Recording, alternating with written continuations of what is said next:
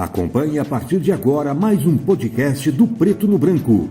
Programa de hoje: Batendo o Guizo, o veneno da política com Miguel Dias. Alô, amigos, um grande abraço, com a graça de Deus, mais um Batendo o Guizo, o veneno da política, nosso podcast semanal com os assuntos de Cascavel. Com satisfação, agradecendo a presença aqui de mais um deputado que passa pela nossa bancada aqui no Preto no Branco, e dessa vez o deputado estadual, primeiro mandato cheio, Gugu Bueno. Satisfação em tê-lo aqui, Gugu. Como é que está nesse momento carregar pedra em pleno recesso, depois de levar uma facada aí, né? O Gugu se submeteu a uma cirurgia agora, recentemente, ele já explica o que está acontecendo. Obrigado pela presença. Oi, Miguel. Oi a todos que estão nos acompanhando aqui no Batendo o Guizo. Primeiro, Miguel, antes de entrar nas respostas, né, dizer da minha satisfação de estar aqui contigo e tive um flashback, né, olhando aqui de frente para você. Pois não. Lembrando da minha primeira entrevista na TV, foi na TV SOT, você entrevistador. Na época do nosso querido saudoso Marcos Mion. Eu tinha assumido a chefia regional da Secretaria de Esportes. Exatamente. Né? E fui lá, menino, tinha 19 anos. E tremendo, lembra? Lá na Travessa Champanhar, suando frio. Eu lembro. Encarar um jornalista profissional, experiente, mas você foi muito generoso comigo, né? Evidentemente que reconheceu. E você foi bastante ligeiro já naquela época, então imagina, né? Agora, nós vamos falar de quantos anos faz isso aí? Mais de 20 mais anos. De 20 anos. Exatamente 20 anos. Exatamente 20 anos. Então, aí hoje, boa lembrança, agradeço aí a lembrança. Lembrei que você foi o meu primeiro entrevistador. Na televisão foi isso aí mesmo. É uma alegria estar aqui contigo nesse espaço. Miguel, de fato, a gente passou por um pequeno procedimento cirúrgico na semana passada, né? Pois é. Uma hérnia umbilical que estava incomodando. A gente não para nessa correria de deputado, de vice-líder do governo, correndo o Paraná inteiro, correndo Cascavel. Mas daí, na semana anterior, eu fiz uma consulta de rotina e o meu médico viu que o negócio deu uma complicada e falou: deputado, segunda-feira o senhor vai operar. Não quero saber. Segunda-feira o senhor vai operar, o senhor é responsabilidade minha. Sim. E o senhor vai operar. Então, segunda-feira, inclusive, era a última, foi uma semana da última semana de sessões da Assembleia, eu não fui a Curitiba para poder fazer a cirurgia, fiz, já estamos reabilitados e essa semana já começamos a correr. E correndo o trecho no recesso parlamentar, onde o gabinete, o mandato não para, né? Não para, e assim, a gente faz o que gosta, Miguel Dias. Eu faço política por vocação, acho ela, compreendo como um instrumento de transformação social, você ajudar as pessoas, os municípios, né? Então eu gosto, né? Eu não consigo ficar muito em casa, não. Isso é de berço, né? Isso é de berço aí. Eu não gosto de ficar muito em casa, né? Então, assim, a gente de fato anda bastante. Você chega, o dia que eu estou no meu escritório de Cascavel, você pode ter certeza que por lá vão passar 30, 40 pessoas, é agenda cheia. Quando não estou no escritório de Cascavel, estou andando a cidade ou estou andando os nossos municípios, né? Então, essa semana, já a partir de quarta-feira, a gente retomou as atividades a todo vapor. Tivemos com o prefeito Paranhos nessa semana também, já dialogando de projetos para a cidade de Cascavel, de demandas, de recursos. Já vamos falar sobre os projetos lá em Curitiba, aqui em Cascavel e no Paraná inteiro. Mas emendando um assunto no outro, e aproveitando a deixa, a vaza, né? Uma das características do nosso Batendo Guizo, o senhor agora fez um procedimento cirúrgico, acertando a saúde. O Renato Silva, vice-prefeito, prefeiturável do Republicanos, recentemente fez um procedimento também cirúrgico, acertando a saúde. Aí temos o Alessio Spínola, outro prefeiturável, que precisa fazer acompanhamento médico também, se preparando aí para o dia a dia, porque a saúde precisa ser cuidada. E aqui eu poderia até ficar pensando e tecer considerações sobre outros prefeituráveis aí também. Eu gostaria de saber, no seu caso, se arrumando para enfrentar uma eleição e, quem sabe, se tornar o prefeito de Cascavel? Nesse caso específico, se recuperando da última eleição, né? Que foi dura, que foi corrida, né? Mas é evidente, Miguel, a gente é um ser político, né? Nós fazemos parte de um grupo político, né? Cascavel me deu uma votação expressiva, quase 15 mil votos na última eleição para deputado. Eu tenho aqui em Cascavel já uma história construída, fui vereador, primeiro secretário, presidente da Câmara, né? E agora deputado representando a cidade de Cascavel. Acredito que com um bom resultado, né? No último mandato foram mais de 61 milhões conquistados para a nossa cidade. Poderia aqui falar Colégio Riviera, construção do Colégio Riviera, da ampliação do Hospital Universitário, da Delegacia Cidadã, enfim, de tantas outras obras. E sim, me sinto preparado para colocar o meu nome à disposição e apresentar um projeto à cidade de Cascavel no pleito do ano que vem. Mas acho que alguns estão muito ansiosos nesse processo, né? Muito ansiosos, a palavra certa. E estão tentando atropelar todo esse processo. Eu não. Eu estou construindo isso dentro do PSD. Eu fiz essa migração saindo do PL para disputar a eleição no PSD, sabendo que seria uma eleição mais difícil para mim, mas já também pensando em estar no partido do governador, assumir a liderança do partido do governador em Cascavel, para ter essa possibilidade, essa envergadura política para o momento que nós vamos viver no ano que vem. Então, nesse momento, a gente está trabalhando com filiações, organizando o partido. Fizemos dias atrás, você inclusive noticiou no Preto no Branco, um grande evento para as mulheres em Cascavel. Fizemos um encontro com mais de 250 mulheres do PSD Mulher. Filiamos 70 mulheres naquele evento, muitas dessas pré-candidatas a vereadoras que disputarão a eleição. Eu tenho um compromisso com o PSD estadual de eleger pelo menos 2 mulheres vereadoras em Cascavel, 2 vereadoras mulheres em Cascavel. Então nós estamos construindo, filiando liderança, conversando com liderança, conversando com forças vivas da sociedade e, mais do que tudo, estudando a cidade de Cascavel, estudando as nossas dificuldades, os nossos problemas. Vivemos hoje numa grande cidade, numa metrópole. O censo diz que nós somos 348 mil cascavelenses, mas eu tenho certeza que já passamos de 360 mil cascavelenses pelo ritmo de crescimento da nossa cidade. E os problemas são complexos na mesma proporção desse crescimento, né? Eu vejo alguns candidatos, por exemplo, atrelados ainda àquele discurso retórico que fala assim: precisamos gerar emprego. Não, peraí. Nós estamos com vaga de emprego abertas em Cascavel. Correto. Nosso problema é outro. Nosso problema é aumentar a renda média do trabalhador cascavelense. Segundo o próprio estudo do IBGE, a renda média do trabalhador cascavelense é de 2,2 salários mínimos. O DIEESE entende que uma renda para que o trabalhador tenha uma vida digna hoje no Brasil tem que ser pelo menos de R$4.000. Então nós temos que trabalhar para quê? Para qualificar essa vaga de trabalho, preparar o nosso trabalhador para que ele possa receber um salário melhor, para que ele dependa menos da prefeitura, né? Então, assim, nós temos conversado com pessoas que entendem da educação, para falar dos nossos problemas, da segurança, enfim, de todas as áreas, para que a gente possa consolidar um projeto e apresentar para Cascavel. Cascavel vive um momento especial. O prefeito Paranhos fez uma gestão magnífica, reconhecida pela população, é o prefeito mais bem avaliado do Brasil. Só que, infelizmente, o mandato do prefeito Paranhos vai acabar. Eu digo para você que se o prefeito Paranhos pudesse ter o 3º mandato, se a legislação eleitoral permitisse, ia fazer 90%. Seria o nosso candidato, porque Cascavel merece, entendeu? Mas a legislação eleitoral não permite. Então, teremos uma nova eleição e uma gestão despreparada, que não conheça Cascavel, que não compreenda o momento de Cascavel. 4 anos é uma eternidade. Para coisa boa não passa rápido, mas para coisa ruim demora uma eternidade. Em um ano já começa a detonar, né? Então, em um ano já.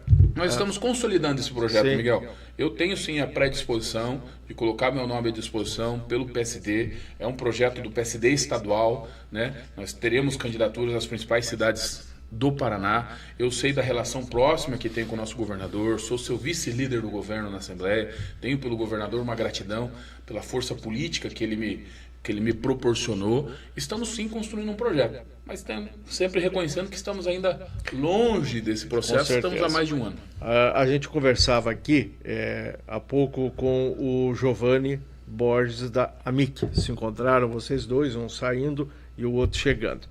Inclusive, comentamos da sua vinda aqui. E aí ele dizia assim, que hoje nós temos empresas que começam a retroagir nos seus projetos, os seus planos de expansão e tudo mais, porque sequer consegue manter um quadro efetivo de funcionários. Então que isso precisa ter uma reação, e é uma questão nacional. O senhor fala sobre a questão dos salários. Aí eu pergunto, não é função do prefeito determinar para a empresa o salário que ela vai ter que pagar para a sua mão de obra, nem do governador, nem do presidente. Aí nós temos as questões macros aí de dissídio coletivo, sindicais, de faixas salariais em determinadas modalidades de mão de obra e tudo mais, e que é uma coisa assim mais direcionada, evidentemente, é que fomenta a economia. Eu comento isso para ouvi-lo, e porque, para mim, é uma equação difícil de ser resolvida. É difícil, mas cabe à gestão pública criar um ambiente favorável para que isso aconteça. É evidente que não é o prefeito, que não é o governador, que não é o presidente, a não ser na questão do salário mínimo, mas nós estamos falando além do salário mínimo. Não é o prefeito nem o governador que vai estabelecer o salário que uma empresa vai pagar para o seu funcionário. Mas a gestão pública pode sim e deve dar criar ambientes e condições para que isso aconteça de maneira como uma consequência natural. Por exemplo, nós temos hoje no Paraná, Miguel Dias, mais de 12 mil vagas de programador em aberto.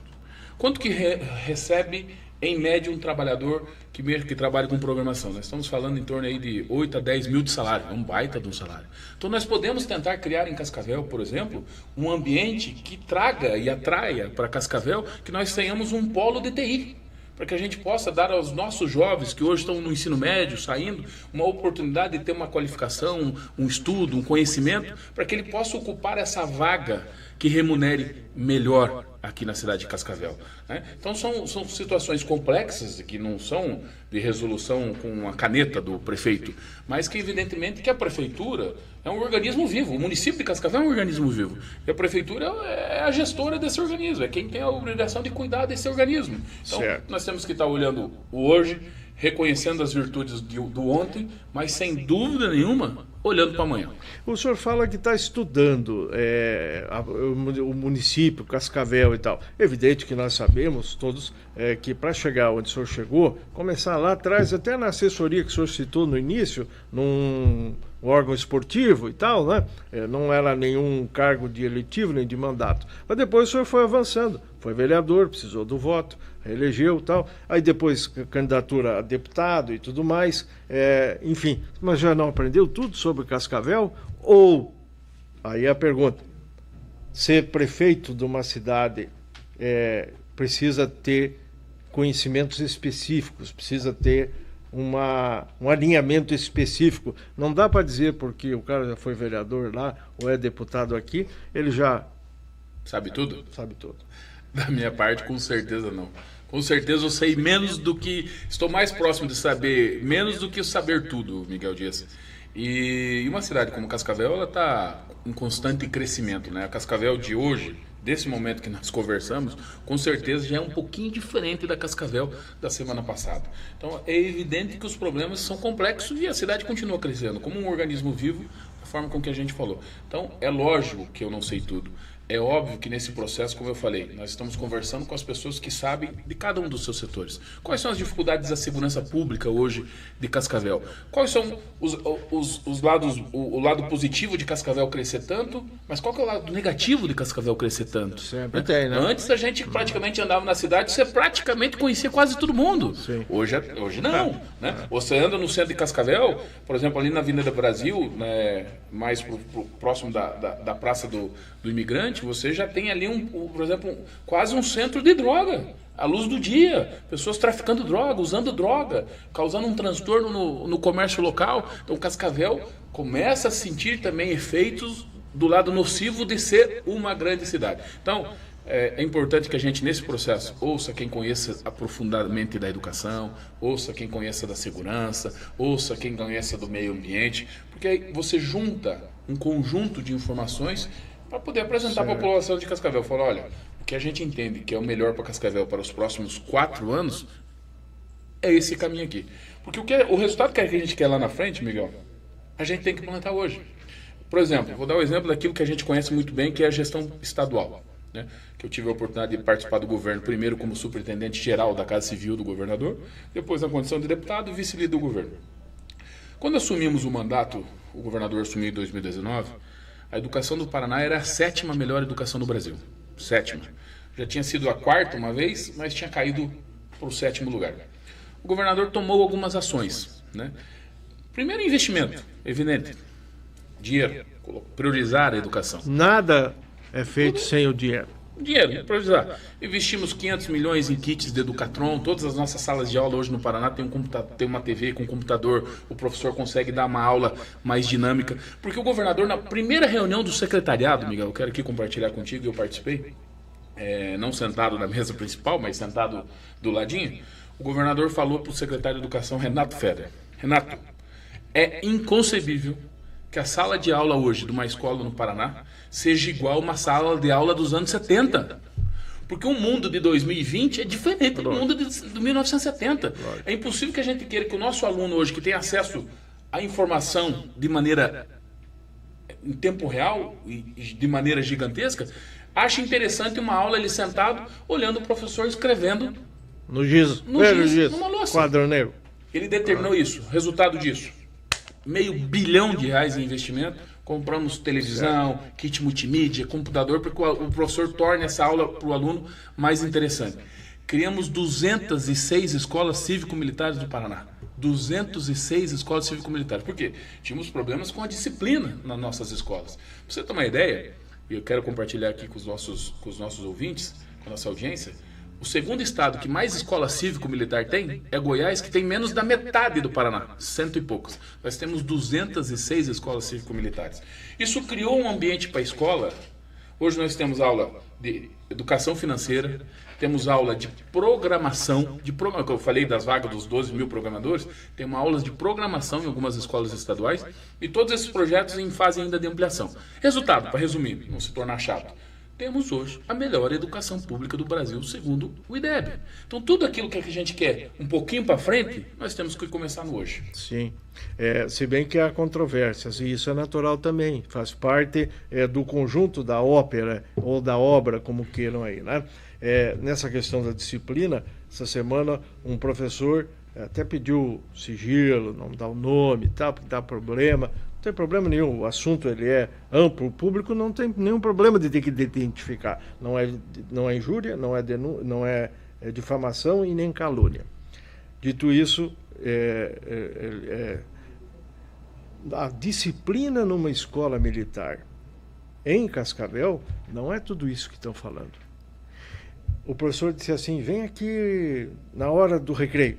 Vem aqui, faz uma visita para ver como é que essa criançada se porta na frente dos instrutores que são militares. Tal. Como é que esse povo sai de dentro de uma sala de aula? Como é que sai depois, na hora da saída, no colégio? Já sai embolado na briga do lado de fora do portão. Então, são coisas que acontecem, não sei se isso poderia ser algum vetor para impedir esse seu entusiasmo e mascarar esse brilho. Eu acho que não.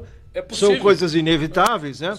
Mas a melhoria é onde eu quero chegar daí. A melhoria que se sente no conjunto é muito grande. Isso que eu ia falar. É possível que tenhamos problemas, né? É evidente que talvez tenhamos problemas, até porque essa é uma questão cultural que não vira com uma lógico, chave. Claro, né? que não. Mas os problemas são muito menores do que os bons resultados. Os bons resultados certo, concordo. E hoje, outra coisa que o governador tomou cuidado, e nós tomamos o cuidado na Assembleia, hoje nós não estamos impondo nada. Hoje o pai que escolhe. Nós temos à disposição do pai uma escola cívico-militar. Certo. Temos à disposição uma escola regular. Modelo tradicional. Sim. É o pai que vai escolher o filho. Mas pela procura, Miguel Dias, que eu te digo, você pode perguntar para a Luciana, que é sua amiga, chefe do Núcleo de Educação, a fila para matrícula nas escolas cívico-militares, se nós tivéssemos, por exemplo, aqui em Cascavel, mais 10 escolas cívico-militares, teria aluno para ter as 10. Você é pai. Quantos guguzinhos? 3. 3 guguzinhos já. E evidentemente que sabe que hoje existe uma preocupação muito grande nesse sentido, de se procurar o melhor, sempre frente aos desafios que vem acontecendo e tal, né? E aí, no caso, o benefício é sempre maior do que o problema. Eu sou filho da educação pública de Cascavel. Eu nunca estudei num colégio particular. Eu estudei no colégio municipal Hércules Bosquiroli. Depois fui para o colégio estadual Washington Luiz, que não mais existe, é aquele que pegou fogo lá perto do Exército. E depois fiz o meu segundo grau no São Joffre. Mas é claro que eu reconheço que o ambiente hoje que existe escolar é muito diferente do ambiente que eu convivi e vivi lá no começo da década de 90, né? Então, nós podemos fazer o quê? Cruzar os braços e deixar a coisa da forma que está, ou tentar mudar essa realidade, que é o que nós estamos tentando fazer. Sem falar que na época nós tínhamos lá o pai militar também, né? Sim, sem dúvida. Um abraço lá para o seu... Agora esqueci o nome. Reinaldo Bueno. O seu Reinaldo Bueno, né? E a mãe também, meia militar também, a gente sabe, né? Firme. Quando eu falei de berço político, eu queria me referir, foi vereador, nosso Reinaldo Bueno. Foi vereador, Reinaldo. Está inativa também, 40, um abraço para ele. 40 anos de polícia e depois se elegeu vereador. Família, tá bem? Tá bem, tudo bem, graças a Deus, saúde boa, tudo em paz. Muito bem, vamos em frente então para perguntar ao deputado Gugu da sua preocupação com uma questão que ele apontou aqui, só um pouquinho, citando inclusive ali a Praça do Migrante, na sua manifestação em relação às drogas. E nós temos essa bandeira, que inclusive é a bandeira do nosso atual prefeito, reeleito, né? Bandeira vermelho. Cartão vermelho contra as drogas. Acabou aqui, e o senhor acompanhou isso também no processo legislativo, no município, criando a secretaria, onde também tem lá dentro do Bojo, hoje está com o Misael Júnior, né? De titular, o combate às políticas contra a drogadição, né? O que o senhor tem feito especificamente em relação a isso? Como é que o senhor está vendo, analisando nas suas andanças aí, não só por Cascavel, mas pelo Paraná, em relação a essa situação? Precisamos ter polícias, precisamos ter o combate ao tráfico, que é diferente de ter equipes, programas para ajudar a fazer aquele que é viciado, que já entrou lá pela mão do traficante e que quer sair, que são as políticas de recuperação.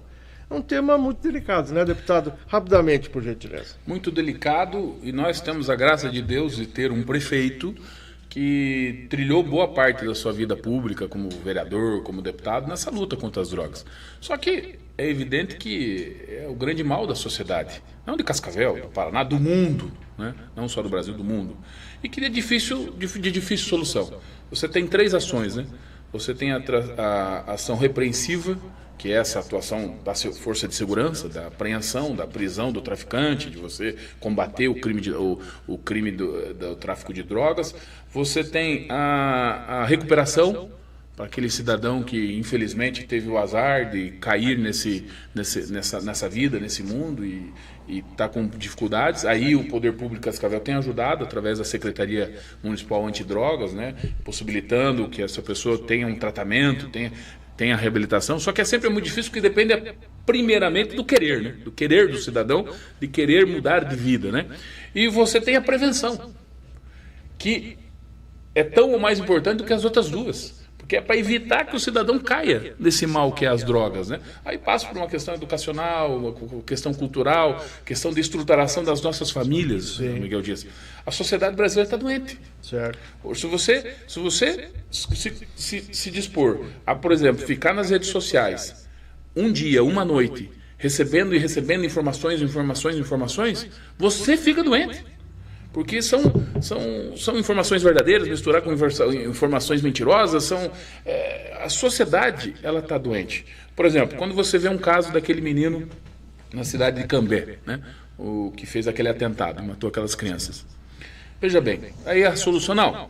A solução, vamos subir muro na escola, vamos colocar cerca elétrica, vamos colocar um policial armado na frente da escola, vamos transformar nossas escolas num mini presídio. Mas qual que é o ambiente escolar que nós vamos dar para as crianças que estão em período de formação? E outra coisa, aquele menino, aquele rapaz, infelizmente aquele bandido, ele estava programando esse atentado há 4 anos. Ou seja, ele invadiu a escola. Mas se ele não conseguisse invadir a escola, quem sabe ele ia ficar para o lado de fora, esperar as crianças sair e disparar o seu tiro.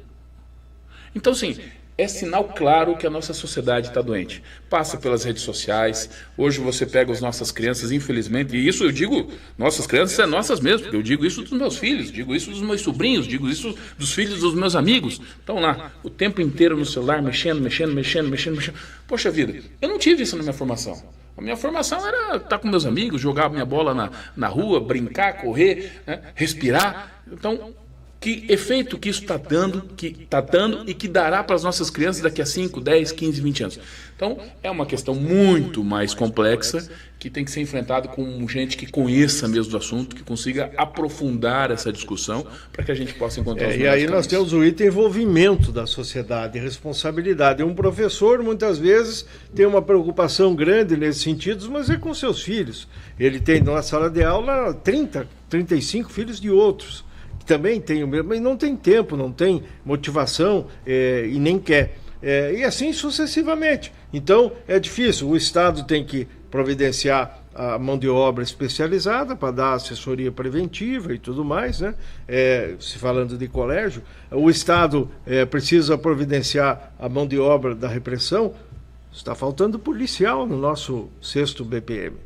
Falta policial na guarnição estadual da Polícia Militar. Para você boa aqui, né? Nós estamos formando 2.000 policiais, né? A Polícia Militar por muitos anos ficou sem concurso e a Polícia Militar ela é muito desgastante, né? Então a gente sofre com muitos policiais que acabam saindo antes mesmo da própria aposentadoria. Sim, doentes. Nós estamos terminando a formação de 2.000 policiais.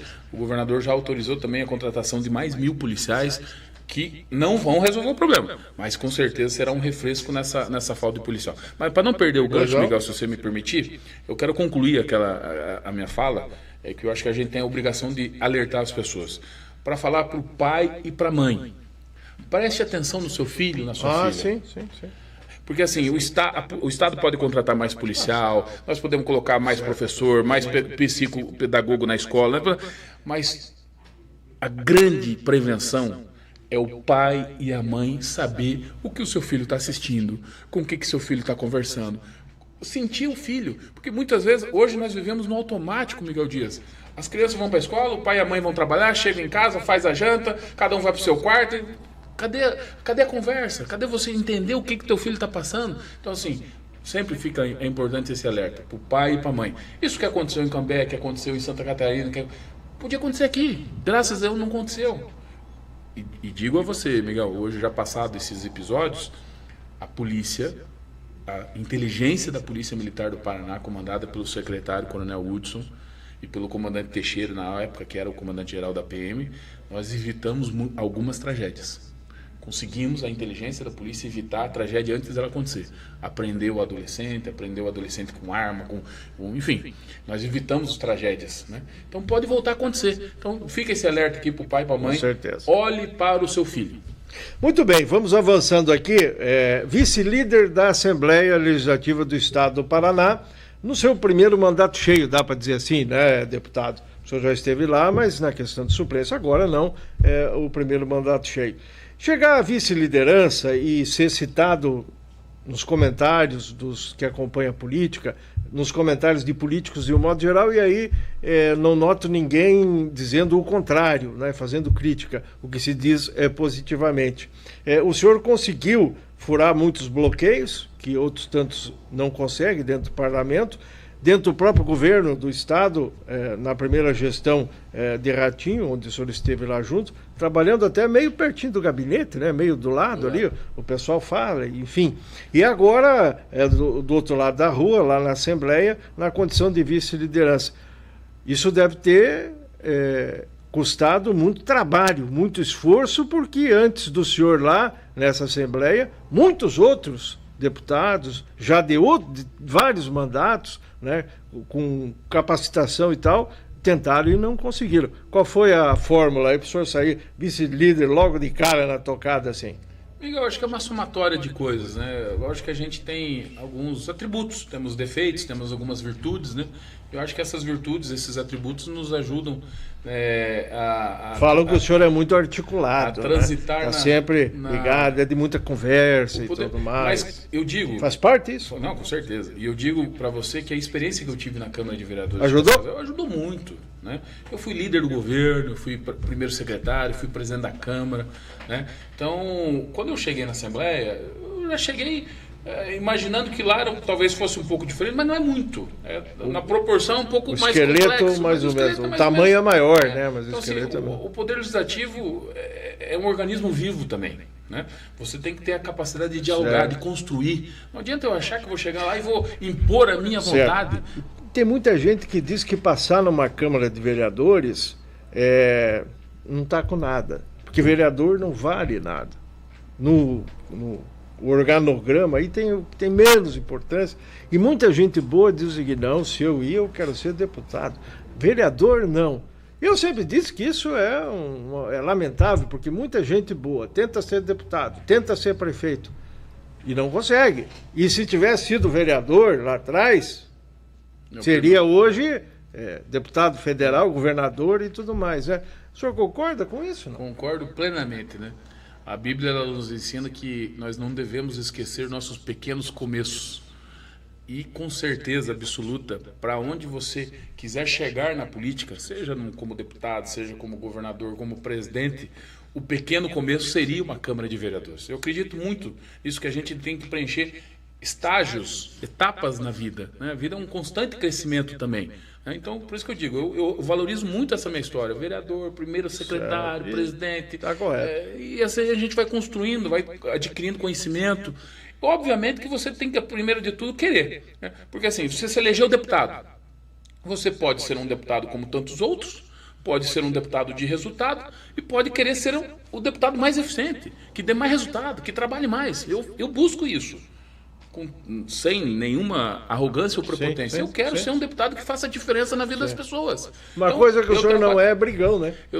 Nunca. Eu procuro. Porque tem uns que acham que por esse caminho. Né? Então, assim, eu de fato, Miguel, a minha agenda é concorrida, é trabalhosa. Eu vou todo domingo para Curitiba. Né? Segunda-feira de manhã, 7h30, eu estou atuando em Curitiba. Eu não chego lá em Curitiba 2h na segunda-feira. 7h30 da manhã eu estou em Curitiba na segunda-feira. Por quê? Porque a sessão é à tarde. Né? É agenda com o secretário, é recurso, as coisas do governo. Eu saio de Curitiba na quarta ou na quinta, às vezes. Não saio quarta-feira de meio-dia, logo depois da sessão. Né? Que a sessão da quarta é de manhã. Certo. Fico lá trabalhando, rodando. Resultado disso. Foram 61 milhões conquistados para Cascavel naquele 1 ano e 9 meses. Eu fiquei na Assembleia 1 ano e 9 meses. Foram 61 milhões conquistados para Cascavel. Só esse ano são 7 milhões. Aí você diz, mais 7 milhões. Qual que é a importância desses 7 milhões? Por exemplo, para o HU, foram 6 milhões em equipamentos. Para a gente ajeitar a ala materno-infantil, que nós estamos terminando a construção. No HU, não sei se todas as pessoas têm essa dimensão, eu gosto de contar esse número porque me assustou a primeira vez que eu ouvi. Nasce por mês no HU em torno de 300 crianças mês. 300 crianças. Eles nascem hoje num ambiente de praticamente 600 metros quadrados. Extremamente precário. Quando eu conheci esse ambiente, quando eu ainda estava, antes da minha campanha de deputado de 2018, eu assumi um compromisso comigo mesmo. Falei, não, eu vou mudar essa realidade, nós vamos mudar essa realidade. Trabalhamos, conquistamos 15 milhões de reais com o governador Ratinho Júnior e a obra da materna infantil está praticamente sendo construída. Nós vamos sair de um ambiente de 600 metros quadrados para 5 mil metros quadrados. É praticamente um hospital materno infantil. Só que agora está sendo concluída a obra, nós precisamos equipar. Então, conquistamos esses recursos para equipar. Vamos equipar também a ala das cirurgias programadas, que é muito importante, Miguel Dias. Com certeza, muitas pessoas que vão nos ouvir esse espaço, em algum momento da vida, ou ele, ou algum conhecido, vizinho, amigo, tinha uma cirurgia programada, estava lá fazendo uma cirurgia de joelho. Sim. Quando estava marcado tal dia no HU, aconteceu na véspera uma emergência, uma urgência, um acidente, aquele leito foi ocupado, a pessoa não conseguiu fazer a cirurgia. A demanda da HU é muito grande pela urgência e emergência. Então nós estamos, o hospital achou por bem, a diretoria do hospital, a destinar uma área que fique específico para cirurgias programadas, para que a gente possa fazer um calendário de cirurgia. Né? Cidadão, você vai ser operado dia 20 de agosto, entendeu?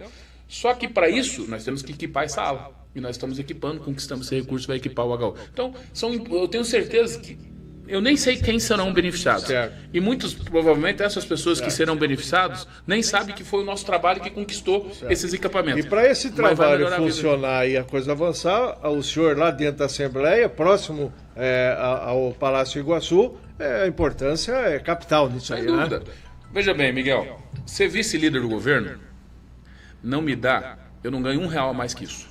Não ganho. Não tem salário, não tem uma bonificação, uma gratificação. O salário é o mesmo? Não, o salário é o mesmo. Mas tem assessorias, né? Não tem assessoria específica pela vice-liderança do governo. Mantenho minha assessoria como qualquer outro deputado tem. O que me dá? É muito trabalho. Porque assim, o Gugu não cuida só do mandato de deputado, né? Eu cuido das coisas minhas, dos meus prefeitos, dos meus municípios. Nós temos 31 prefeitos hoje como deputado da cidade, né? Isso é bastante coisa. Mas 60% do meu tempo, ou quem sabe até 70%, eu estou envolvido com as coisas do governo, com os grandes programas, com os grandes projetos, com as grandes discussões do Estado do Paraná. Então, obviamente, isso me demanda muito tempo e trabalho. Por isso que muitas vezes a gente tem que ficar mais em Curitiba até mesmo do que Cascavel. Por isso que não pode estar aqui agora nas vilas aí, já falando na pré-campanha de prefeito. Porque as duas coisas não dá. Exclusivamente por uma questão de tempo. Eu não consigo ser dois. Né? Só que, por outro lado, essa minha atuação como vice-líder do governo, essa minha atuação de estar tendo a possibilidade de falar com o governador, com o chefe da Casa Civil, todas as semanas. Certo. Obviamente que, no outro lado, também me possibilita falar, governador, nós temos um programa lá no hospital de Cascavel, que assim assado, precisava liberar 5 milhões para equipamento. O governador levantou o telefone e falou, Beto Preto, secretário de Saúde do Paraná, Beto, o Gugu está com uma demanda aqui, ele vai te levar, eu quero que você se esforce para atender a demanda.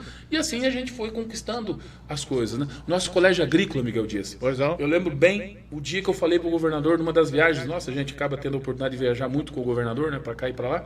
Eu falei, governador, cara, Cascavel não tem um colégio agrícola ainda. Ele falou, não é possível, Gugu. Ele falou, não tem um colégio agrícola. Nós estamos no centro, temos como vocação alimentar o mundo. Vivemos no centro das grandes cooperativas do Paraná. Nós não temos um colégio agrícola. Estamos no meio das lavouras aí do Paraná, viu? Ele falou, mas não é possível. Ligou para o Renato Feder e determinou, o secretário de Educação, falou, Renato, nós precisamos ter um colégio agrícola em Cascavel. Aí iniciou-se o processo, o prefeito Paranhos tinha essa vontade, o projeto cedeu lá a Fundetec e hoje temos o colégio agrícola. Então, todo esse trabalho nos possibilita, de fato, ter esse resultado maior para as conquistas para a cidade de Cascavel. Agora, sozinho não faz, né? Sozinho não faz. O senhor fala nós e tal, isso significa, tá atendendo o telefone, eu também aqui atendendo o meu. É uma briga, não dá para desligar, né? Nós, o senhor fala, às vezes usa eu, mas já corrige e fala nós, né? Significa que tem que ter grupo e tem que ter assessoria também, né, deputado? O senhor está lá em Curitiba nessa correria, mas o senhor tem gente aqui também em Cascavel. Por exemplo, o meu chefe de gabinete em Curitiba é o Ronei, tem 40 anos de Assembleia. Foi já funcionário da Assembleia já? Já foi, né? Mas foi. Hoje é aposentado, é meu aposentado cargo é comissionado, né? Mas foi chefe de gabinete da Casa Civil, foi chefe de gabinete Conhece o jogo. Conhece tudo. Então consegue me ajudar também nessas coisas. O senhor podia ter levado um amigo daqui que ajudou a arrumar um monte de foto e tal. Podia ter nomeado lá, mas o critério não é esse. A minha equipe que trabalha diretamente comigo, eu tenho lá em Curitiba, por exemplo, gente que entenda de orçamento, gente que entenda da educação, gente que entenda da segurança, gente, sabe? Então, assim, para que a gente possa dar resultado na ponta. Para ver essas obras, para ver os recursos. Agora você perguntou assim, Gugu, você fala muito nós, de fato. Eu não sei fazer política que não seja em grupo. Se você conhece todo o bastidor da política de Cascavel, os defeitos, as boas coisas, que quem não faz em grupo não está na política. Eu, graças a Deus, tenho condição de todas as reuniões que a gente faz, graças a Deus, a gente consegue reunir muita gente. Por exemplo, falei ali, nós fizemos uma reunião do PSD Mulher, reunimos 250 mulheres em Cascavel, né? Estamos aí numa filiação gigantesca de pré-candidatos a vereadores para a eleição do ano que vem. Então, eu sempre fiz política com grupo, né? Eu não tenho força e tenho certeza que não chegaria onde cheguei saindo sozinho. Um filho de Cascavel, meu pai policial, minha mãe era funcionária do protocolo da prefeitura, se aposentou no protocolo da prefeitura, um estudante das escolas públicas de Cascavel, não teria chegado a deputado estadual, vice-líder do governo, fruto só do meu trabalho, só do meu querer. Porque muita gente estava no meio tentando puxar o tapete. Tem muita puxação de tapete no meio desse jogo todo? Miguel, a política é um jogo de futebol, meu irmão. A arte é de se manter em pé, né? Uns ganham, outros perdem, e faz parte do processo. Não tem... Porque o espaço, o cobertor, ele é curto pelo tamanho do frio, né? O cobertor é curto do tamanho do frio. Em termos de verbas. Eu chegando aqui, ali as pessoas não sabem, mas na recepção aqui do Preto no Branco tem lá a primeira edição do jornal Preto no Branco. Certo. E a matéria de capa é o anúncio do governador que iria fazer a duplicação do Trevo de Cataratas até a Ferroeste. Eu gravei um vídeo há pouco falando, olha gente, que bacana. Daí falei do jornal, mas disse assim, falei, olha, nesse governo Ratinho Júnior, nós temos só na infraestrutura de Cascavel mais de 200 milhões de investimentos, Miguel Dias. Nós temos a duplicação até o Trevo Ferro-Oeste, nós temos a obra do Trevo Cataratas e nós temos a duplicação do Contorno Oeste e nós temos o viaduto lá da Olinda Superior. Só essas obras de infraestrutura dá mais de 200 milhões de reais. E por que veio para cá? Porque, graças a Deus, juntando a força do prefeito Paranhos, a nossa capacidade de trabalhar em Curitiba, a sociedade organizada, nós conseguimos puxar o cobertorzinho um pouco para o nosso lado. Porque, tirando essas obras, as últimas grandes obras do Estado nunca vieram para nós. Foram para Londrina, foram para Maringá, foram para Ponta Grossa. O governo Ratinho Júnior está realizando 200 milhões de obras. Aí, alguns, os xarope, os azedos, vão falar assim, não, mas o Trevo Cataratas não é obra do governo Ratinho Júnior, é acordo de leniência. Eu preciso aqui, me sinto na obrigação de compartilhar com vocês a verdade. De fato, foi um acordo de leniência, foi a justiça que determinou a empresa, constatado que a empresa tinha desviado o recurso, ganhado mais dinheiro do que devia, a justiça, o juiz determinou, devolvam 90 milhões em obras nas rodovias do Paraná. Mas não disse que obra que era. Quem escolheu a obra, quem meteu o dedo e falou assim... Essa vai para cá. É o Trevo Cataratas, foi o governador. E quero aqui compartilhar um bastidor dessa história que poucas pessoas sabem. Quando houve a decisão judicial, o governador, na hora, logicamente eu trabalhava com o Guto Silva, a gente foi falar com o governador, mas o governador já estava convicto, já tinha essa sensibilidade, já tinha recebido pedido do prefeito Paranhos, da sociedade organizada, nós já tínhamos falado várias vezes sobre o assunto, ele falou assim, agora é a hora de fazer o Trevo Cataratas.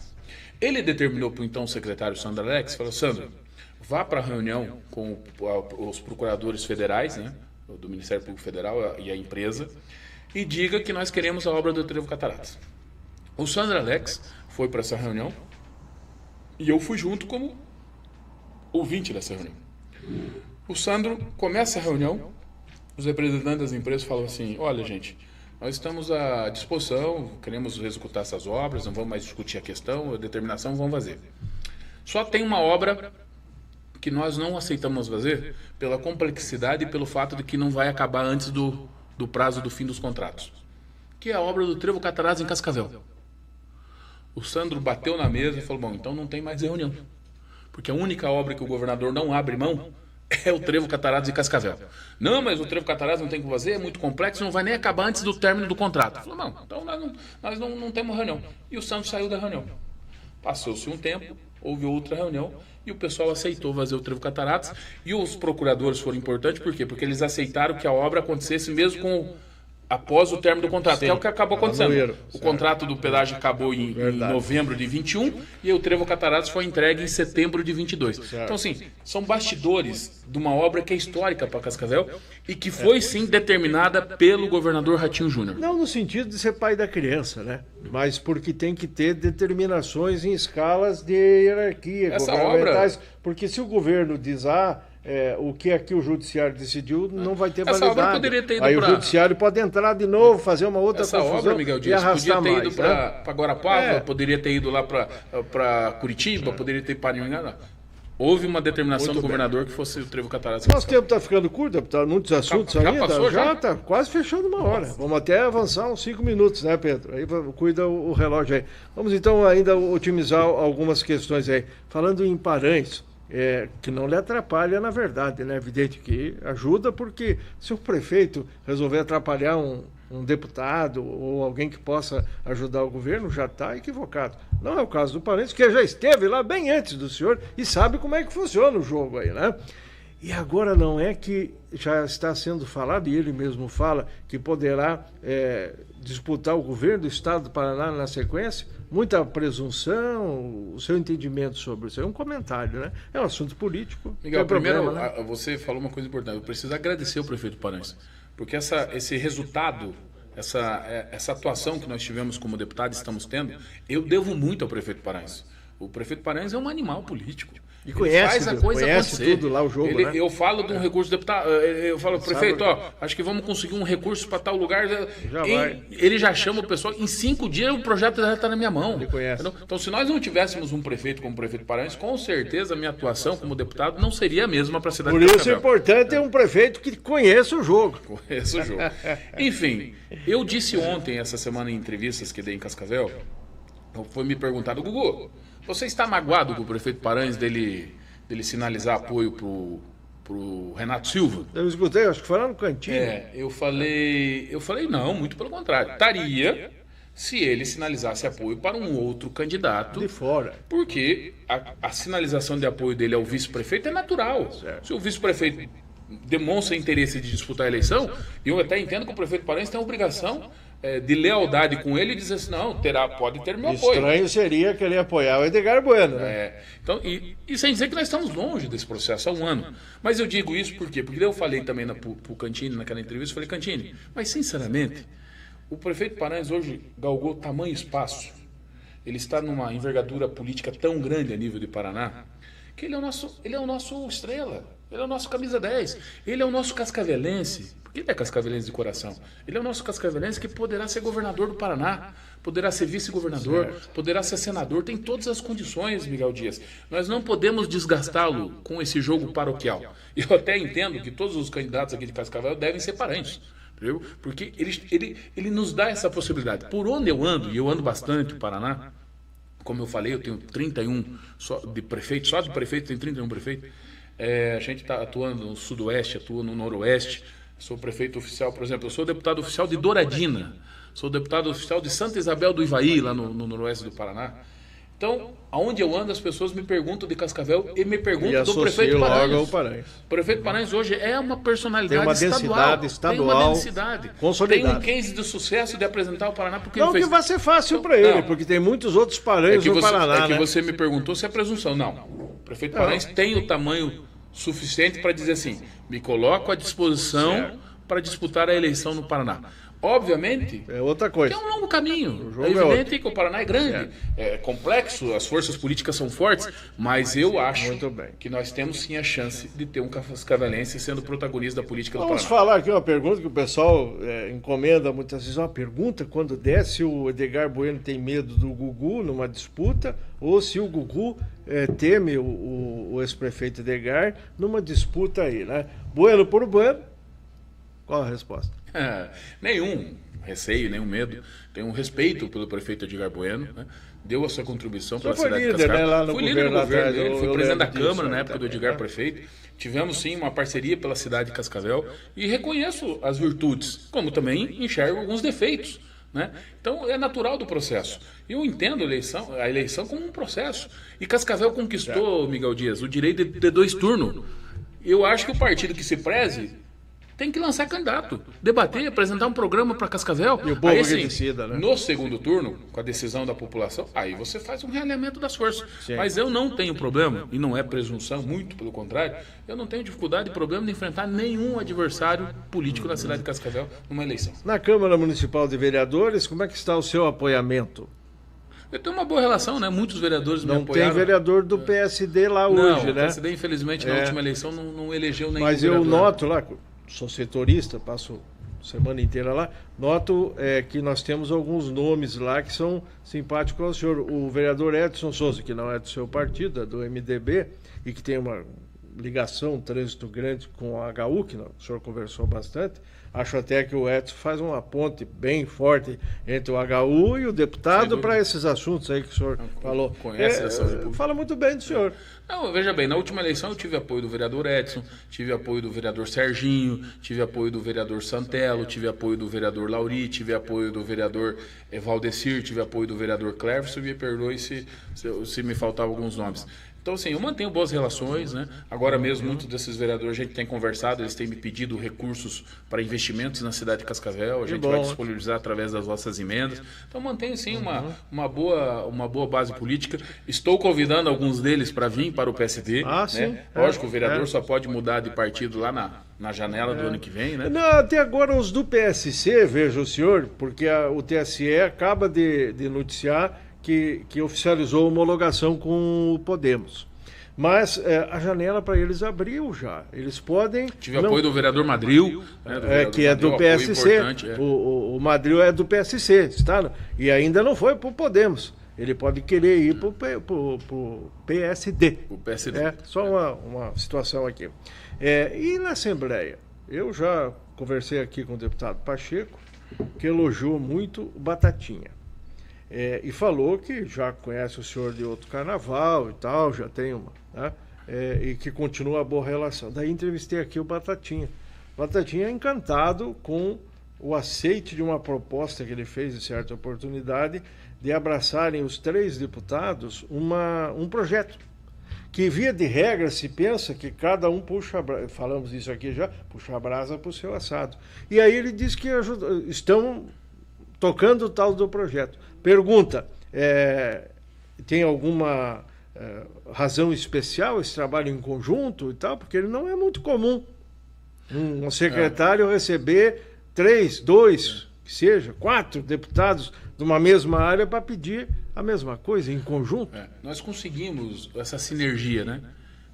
Com o deputado Pacheco nós já tínhamos ali do último mandato, né? Naquele período ali que eu fiquei na Assembleia, eu e o Pacheco iniciamos juntos, né? O Pacheco como presidente, eu como primeiro secretário da Câmara. Então temos uma construção de vida pública juntos e entendemos que, assim como muitas vezes Maringá, Londrina, Ponta Grossa conquistou coisas importantes com força política, eu entendi que o Gugu sozinho tem sua força, mas não é suficiente, o Pacheco sozinho também tem sua força, mas não é suficiente, e chamamos o Batatinha logo no início do mandato. Sentamos o Batatinha, nós 3, numa reunião, acho que com 10 dias de mandato, falamos: Batatinha, seguinte, o que você acha de nós atuarmos em conjunto? Você está chegando agora, tem essa popularidade gigantesca que a TV lhe deu, é um homem do povo, um homem muito querido pelas pessoas, sim, mas nós precisamos agora canalizar a sua força política para coisas que realmente dê resultado para Cascavel. E o Batatinha tem se revelado um grande deputado, um muito político, bem. Não é só um bom apresentador, é sim um bom deputado. Ele disse que está surpreendendo ele mesmo.